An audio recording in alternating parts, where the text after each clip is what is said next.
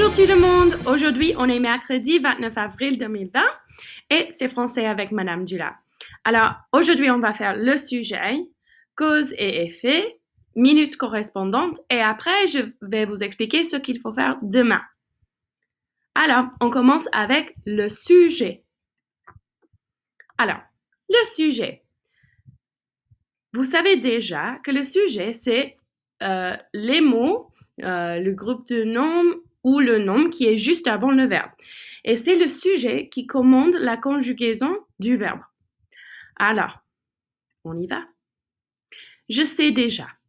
Le verbe se conjugue, s'écrit avec nt au pluriel et peut se mettre à l'infinitif. Le sujet, c'est suivant le groupe du nom qui est juste avant le verbe. Il commande les changements du verbe. J'observe. Numéro 1. Copie les phrases. La moto roule trop vite. Les motos roulent trop vite. Elle roule trop vite. Elle roule trop vite. Tu roules trop vite. Alors ici, A, il faut souligner les verbes. Alors, on va commencer. Le verbe dans chaque phrase, c'est roule. Alors, on va souligner tous les roules.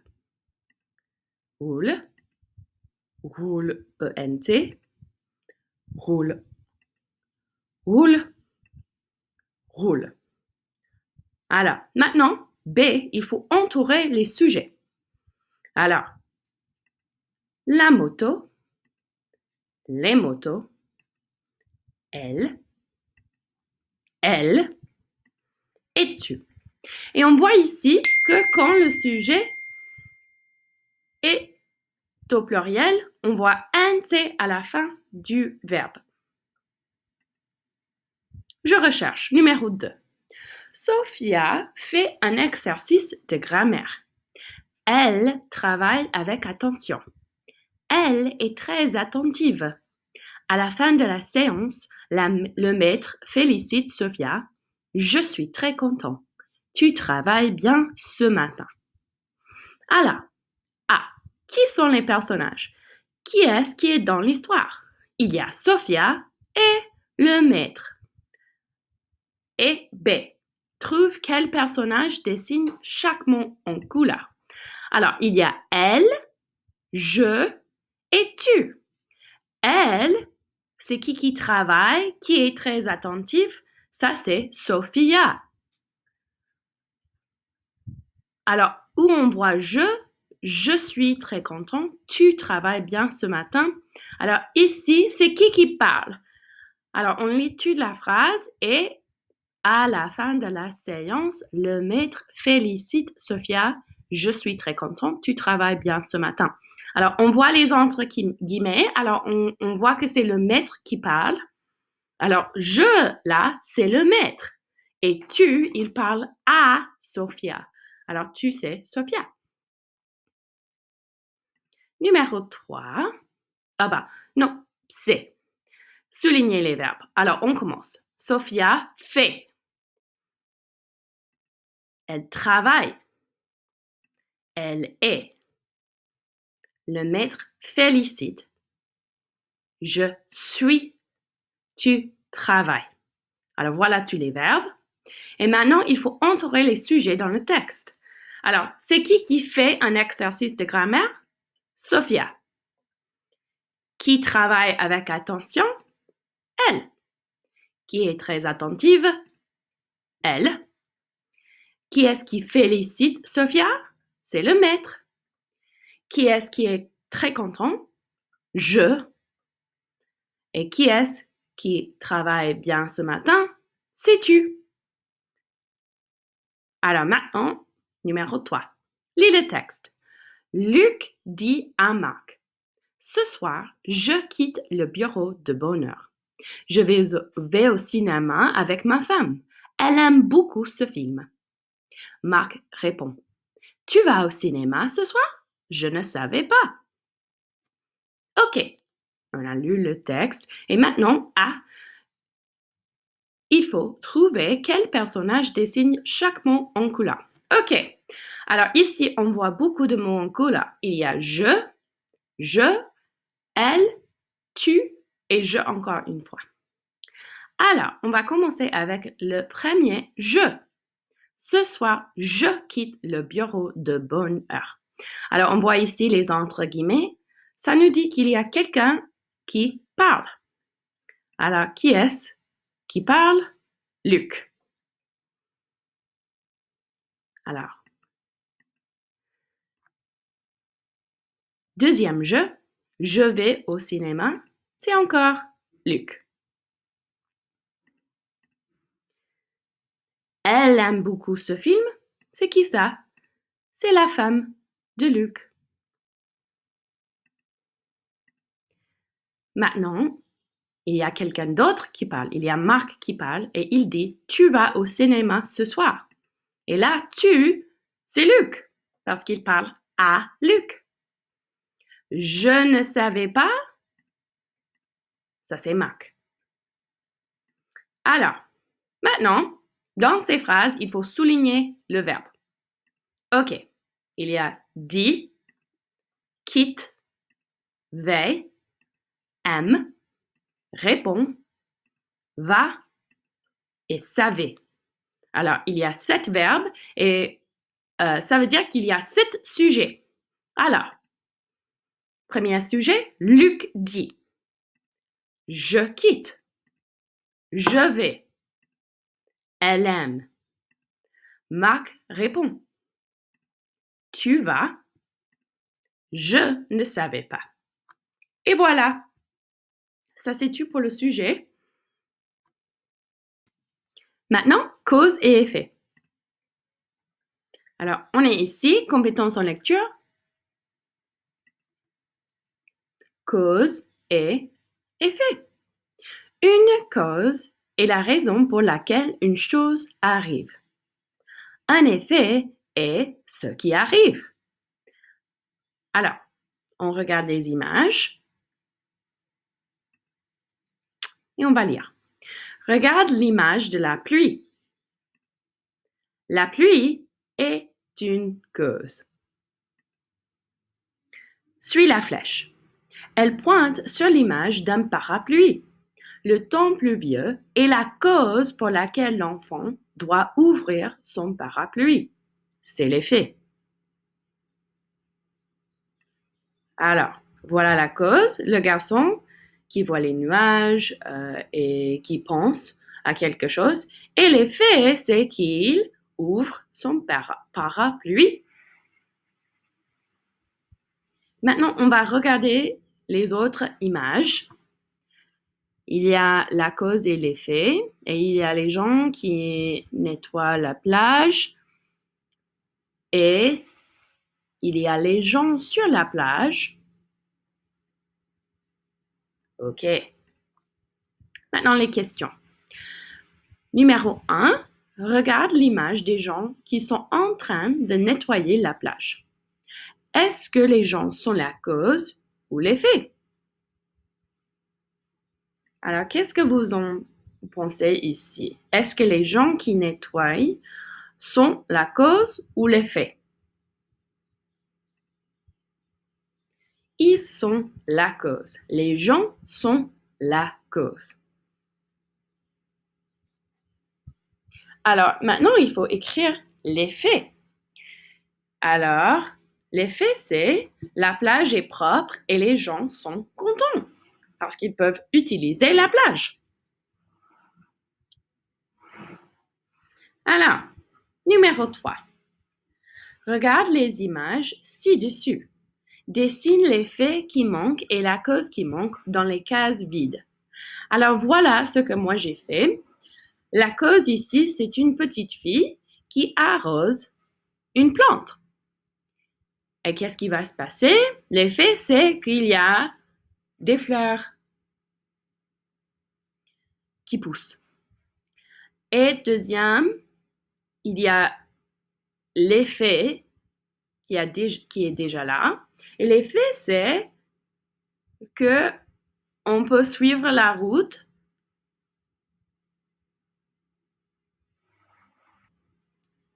On voit que quelqu'un a pelleté la neige. Alors la cause, qu'est-ce que c'est la cause? Il neige. C'est la neige. Alors moi, j'ai choisi une image d'une maison, toute couverte, et vous pouvez voir les petits flocons de neige.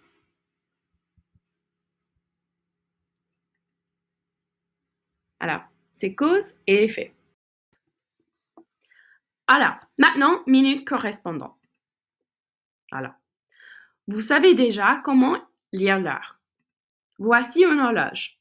Chaque numéro sur l'horloge désigne 5 minutes. Alors, pour lire l'heure, il faut compter par 5. Alors, on commence.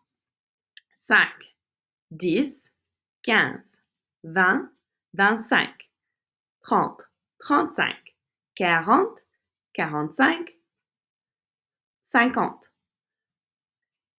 55, 60. Alors, et pourquoi 60? Parce qu'il y a 60 minutes dans une heure et 60 secondes dans une minute. Alors maintenant, on va faire l'addition et soustraction avec l'heure. Alors, on va essayer, mais souvenez-vous, il faut compter par 5. Alors, voici minute correspondante. Alors, utilise une horloge pour t'aider à résoudre le scénario. Découpe et associe l'horloge au scénario correspondant ou dessine l'heure dans le cercle. Alors moi, je vais dessiner parce que, bien sûr, je ne peux pas couper, mais vous pouvez découper et coller si vous voulez. Alors, numéro 1. Sam est arrivé à l'école 15 minutes après le son de la cloche. La cloche sonne à 9 heures. À quelle heure Sam est-il arrivé à l'école? Alors, 9 heures. 9.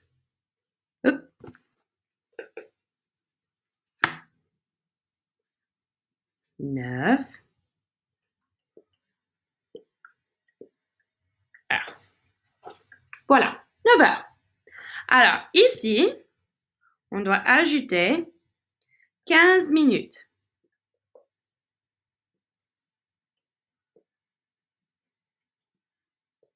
Alors, on sait qu'il y a 60 minutes dans une heure. Alors, ça doit être encore 9 heures quelque chose quand Sam est arrivé à l'école. Alors, on va ajouter 15 à 0. Alors, 0 plus 15, c'est 15. Alors, Sam est arrivé à l'école à 9h15. Et voilà. Alors, numéro 2. Le cours de maths a débuté à 10h05 et dure 35 minutes.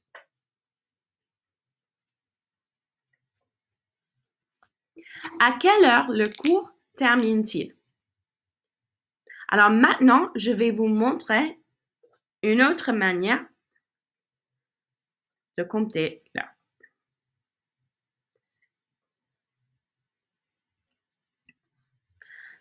OK. Alors, voici, j'ai dessiné une horloge. Et maintenant, on sait que le cours de maths a débuté à 10h05. OK, 10h05. Alors, petite aiguille vers 10, grande aiguille vers 1. Alors maintenant, on va compter par bande de 5 jusqu'à 45. Alors, 5, 10, 15, 20, 25, 30, 35. Alors, on est arrivé sur 8. Alors, l'heure, maintenant, c'est 10 heures.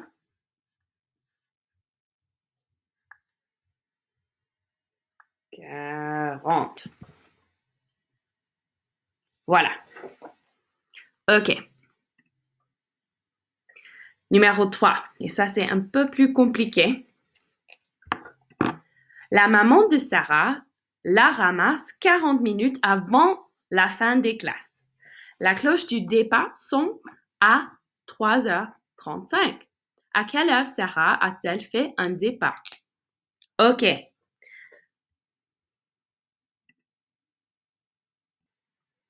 OK. Alors, voici 3h35. Alors, on va compter par 5 à l'inverse pour savoir à quelle heure Sarah elle a fait un départ. OK. Alors, à l'inverse, c'est comme ça. Alors, 5, 10, 15, 20, 25, 30, 35, 40. Alors, on sait que la grande aiguille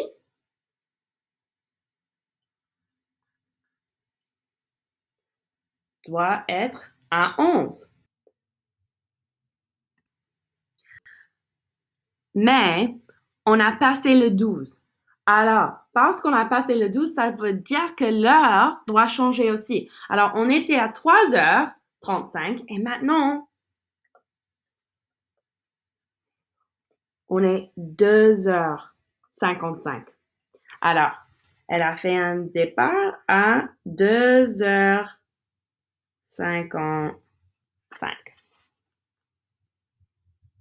Voilà.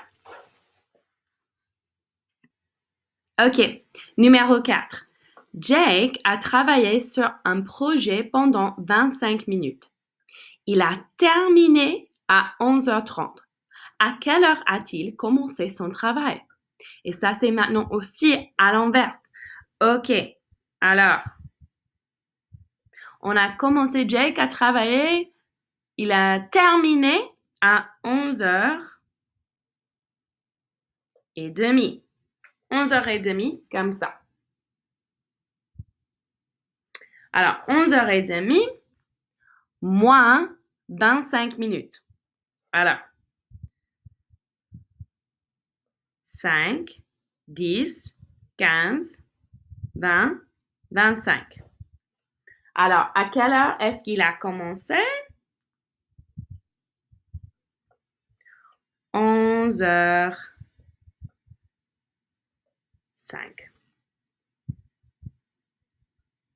Voilà.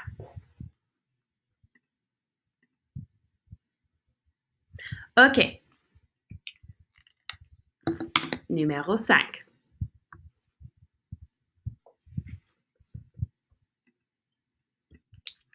Luc a terminé son travail de science à 11h25. La cloche pour le dîner sonne 30 minutes plus tard. À quelle heure sonne la cloche du dîner? OK. Alors, il a terminé son travail à 11h25. Alors, voilà 11h25. Et la cloche sonne 30 minutes plus tard. OK. Alors, à l'avance maintenant. 5, 10, 15, 20, 25, 30. Alors, on est arrivé sur 11. Alors, comme ça. Et quelle heure est-il? 11h55. Presque midi. Midi moins 5. Alors, 6e, Lucie a travaillé sur son travail pendant 40 minutes. Elle a commencé son travail à midi 55, 1h moins 5. Il est quelle heure lorsqu'elle prend une pause? OK. Alors, elle a commencé à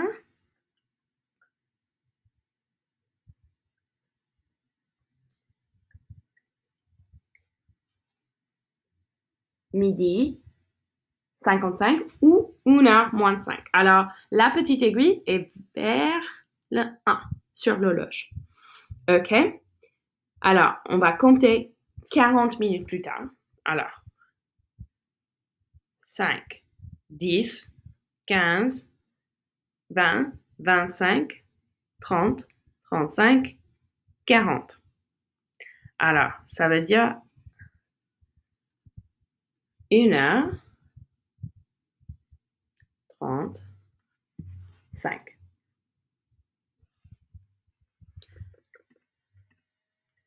Et voilà. Alors maintenant, toutes les réponses. Vous pouvez voir.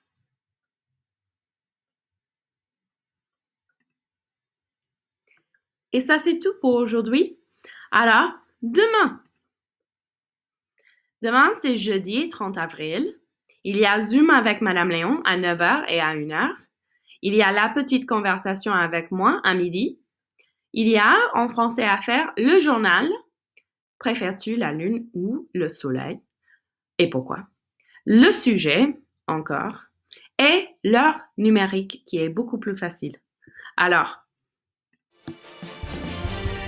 au revoir pour aujourd'hui et à demain!